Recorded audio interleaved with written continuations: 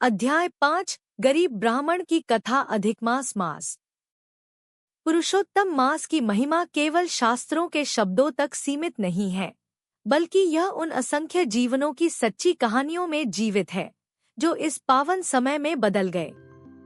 यह कथा भी ऐसे ही एक निर्धन ब्राह्मण की है जिसने अपनी सच्ची भक्ति और अटूट विश्वास के बल पर अपने जीवन की दिशा ही बदल दी। एक समय की बात है, एक छोटे से गांव में गोपाल नाम का एक ब्राह्मण रहता था। वह अत्यंत गरीब था। उसका घर मिट्टी का था, छत से बारिश टपकती थी और रसोई में कई बार चूल्हा तक नहीं जलता था। उसके परिवार में उसकी पत्नी और एक छोटा पुत्र था।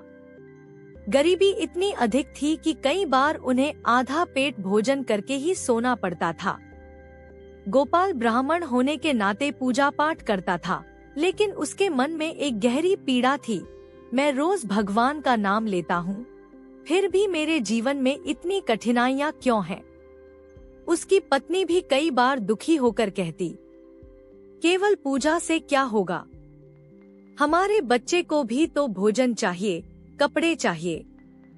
गोपाल चुप रह जाता।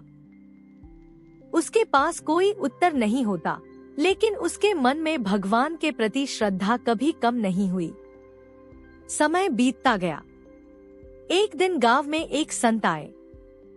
उन्होंने पुरुषोत्तम मास की महिमा का वर्णन करते हुए कहा, यह मास स्वयं भगवान विष्णु का स्वरूप है।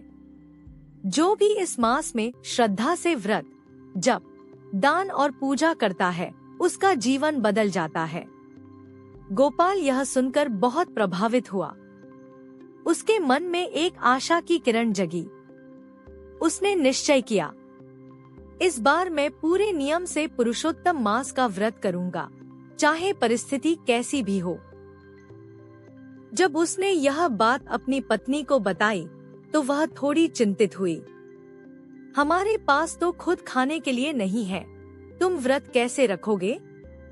गोपाल ने शांत स्वर में कहा, भगवान पर विश्वास रखो, वे हमारी परीक्षा ले रहे हैं। पुरुषोत्तम मास का पहला दिन आया। गोपाल ब्रह्मा मुहूर्त में उठा। उसने नदी में स्नान किया और घर लौटकर एक छोटे से दीपक के सामने बैठ गया। उसके पास न तो बड़े पूजा के साधन थे, न ही भोग लगाने के लिए कुछ विशेष। उसने केवल एक तुलसी पत्र और जल अर्पित किया और कहा, हे प्रभु, मेरे पास देने के लिए कुछ नहीं है, सिवाय मेरे विश्वास के। उसने ओम नमो भगवते वासुदेवाय का जप शुरू किया। पहले दिन तो सब ठीक रहा, लेकिन दूसरे दिन से कठिनाइयां बढ़ने लगी। घर में अन्न की कमी हो गई। बच्चे को भूख लगने लगी। पत्नी का मन डगमगाने लगा। एक दिन पत्नी ने कहा, अब बस भी करो।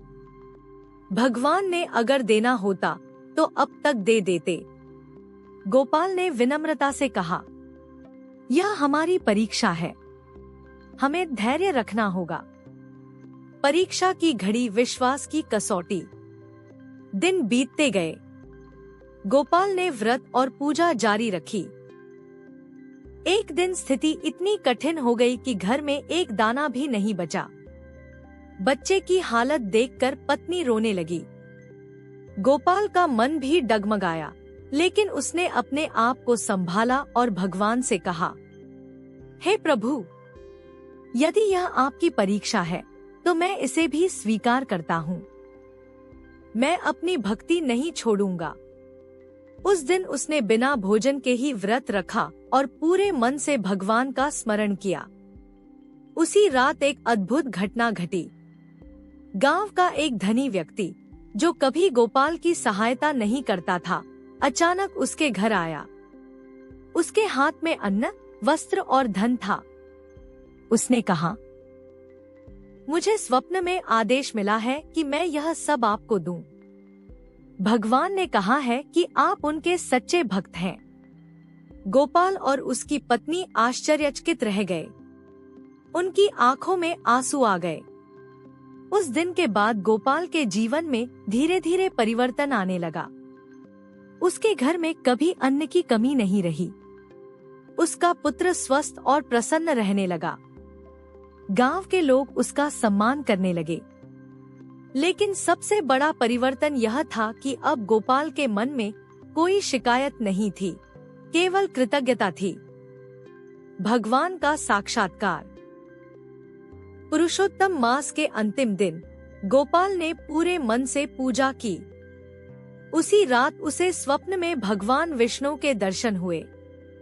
भगवान मुस्कुराकर बोले, हे भक्त, तुमने कठिन परिस्थितियों में भी अपनी भक्ति नहीं छोड़ी। तुम्हारा विश्वास ही तुम्हारी सबसे बड़ी शक्ति है। मैं सदैव तुम्हारे साथ हूँ। गोपाल ने हाथ जोड़कर कहा, हे प्रभु, मुझे अब कुछ नहीं चाहिए। आपने मुझे अपना बना लिया, यही मेरे लिए सबसे बड़ा धन है। सच्ची भक्ति कभी व्यर्थ नहीं जाती। भगवान अपने भक्त की परीक्षा लेते हैं, लेकिन उसे छोड़ते नहीं। कठिन समय ही विश्वास की असली परीक्षा होता है। पुरुषोत्तम मास में की गई साधना जीवन को बदल सकती है।